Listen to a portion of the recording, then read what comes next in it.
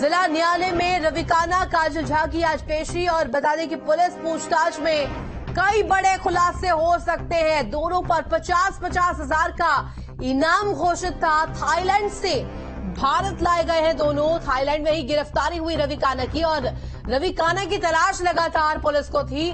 और अब बता दें कि रविकाना की 250 करोड़ की संपत्ति जब्त पहले ही हो चुकी है और अब लगातार एक्शन रविकाना को लेकर किया जा रहा है। 50-50 हजार रुपए का इनाम भी घोषित था। खबर पर जानकारी के लिए संवाददाता अमित हमारे साथ लाइव जुड़ गया। अमित, देखिए रविकाना काजल झा, ये दो नाम जिनकी लगातार पड़ताल पुलिस को थी। नोएडा पुलिस लगातार इसको लेकर के जांच कर रही थी, लेकिन थाईलैंड से क्योंकि अब गिरफ्तारी हो गई है, भारत लाया गया है। जिला कोर्ट में आज पेशी होगी, क्या कुछ इसको लेकर अपडेट?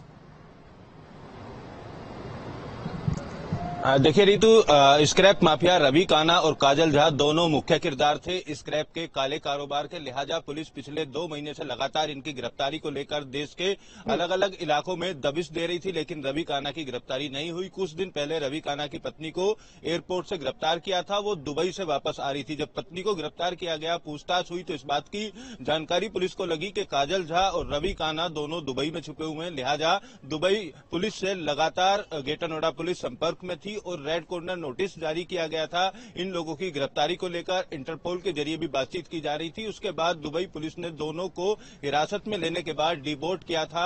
रात में एयरपोर्ट पर पुलिस ने इन दोनों की कस्टडी ली है। कस्टडी लेने के बाद अब दोनों से पूछताछ की जा रही है, क्योंकि इस स्क्रैप के कारोबार को पिछले 1 दशक से लगातार चलाया जा रहा था और कई सफेद पोस्ट और कई ब्यूरोक्रेट्स जो है उनकी सरपरस्ती में इस काले साम्राज्य को चलाया जा रहा था। रविकाना जितनी भी बड़ी कंपनियां नोएडा, ग्रेटर नोएडा और गाजियाबाद में हैं, उन कंपनियों से अपनी दबंगई के आधार पर मनचाहे रेट पर स्क्रैप का ठेका लिया करता था। साथ ही साथ जो ट्रक लोहे से भरे, सरिया से भरे तमाम बिल्डर साइड या कंस्ट्रक्शन साइडों पर जाया करते थे, उनके ड्राइवरों को डरा धमकाकर सरिया चोरी करने का भी काम पिछले 1 दशक से कर रहा था। अरबों रुपए की संपत्ति इसके द्वारा बनाई गई थी और इसको जो सुरक्षा मिली थी इसकी भाई की हत्या के बाद, क्योंकि ये गवाह था, उन सरकारी गनर का रुआब दिखाकर लगातार सरिया चोरी और स्क्रैप के काले साम्राज्य को अंजाम दे रहा था और पूरी तरीके से एक बड़ा साम्राज्य स्थापित किया हुआ था। कई लोगों से साठगांठ के चलते इस कारोबार को अंजाम दे रहा था। फिलहाल अब रविकाना और काजल झा जो लेडी डॉन इस गैंग, क्योंकि अमित आपने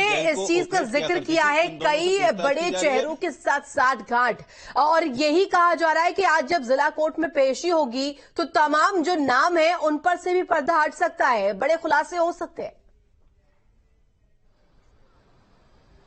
बिल्कुल, देखिए जब इसकी गिरफ्तारी को लेकर प्रयास किया जा रहा था या इसके दफ्तर में पुलिस ने छापेमारी की, तो उस दौरान एक डायरी पुलिस को इस पूरे केस से जुड़ी हुई मिली थी और उसमें कई नाम और कई फोन नंबर पाए गए थे। तो पुलिस अब उन तमाम नामों को लेकर इनसे पूछताछ कर रही है कि कौन कौन लोगों की सरपरस्ती में इस पूरे साम्राज्य को चलाया करते थे, किस किस को इस पैसे की बंदरबाट की जाती थी। तो कई बड़े नामों का भी खुलासा हो सकता है। साथ ही काजल झा जिस तरीके से इस पूरे गैंग को ऑपरेट कर रही थी, उससे भी कई राज पुलिस उगलवा सकती है। काजल झा के नाम पर रविकाना ने दिल्ली के न्यू फ्रेंड्स कॉलोनी, जो कि बेहद पोश इलाका है, 80 करोड़ रुपए की एक कोठी उसके नाम की थी, उसको भी पुलिस ने सीज किया है। तमाम ऐसी संपत्ति है, 250 करोड़ के आसपास की संपत्ति को अभी सीज किया जा चुका है, जबकि अरबों रुपए की अभी और भी संपत्ति ऐसी है जिसको कुर्क किया जाना है। बिल्कुल अमित, मैं चाहूंगी कि आप इस पूरी खबर पर नजर बना के रखिए और अपडेट देते रहे किस तरीके से जिला न्यायालय में क्या कुछ होता है, उसको लेकर भी अपडेट हमें आप दीजिएगा। फिलहाल बहुत शुक्रिया तमाम जानकारी साझा करने के लिए।